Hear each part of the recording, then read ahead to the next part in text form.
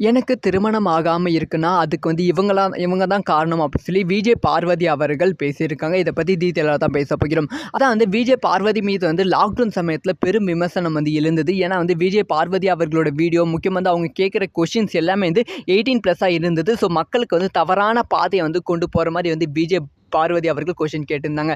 அப்பயே வந்து பல சர்ச்சைகள வந்து வெடித்தது. முக்கியமா வந்து விஜய் பார்வதி கமெண்ட் செக்ஷன் கீழ வந்து இந்த மாரிலாம் கொஸ்டின் கேட்டிருந்தா உங்களுக்கு வந்து உங்க நிலைமை ஃபியூச்சர்ல என்ன ஆகும் அப்படின்லாம் கேள்வி கேட்டிருந்தாங்க. இப்போ வந்து விஜய் பார்வதி அவர்கள் லேட்டஸ்ட்டா ஒரு இன்டர்வியூல வந்து பேசியிருக்காங்க. அதுல வந்து என்ன சொல்லியிருக்காங்கன்னா, ஸோ எனக்கு வந்து திருமணம் ஆகாததுக்கு இதுதான் காரணம். அதான் வந்து நான் வந்து இந்த மாரி வந்து கொஸ்டின் கேட்பதால வந்து உங்களுக்கெல்லாம் திருமணமே ஆகாது அப்படின்னு சொல்லி நெறைய பேர் வந்து கமெண்ட் பண்ணியிருந்தாங்க.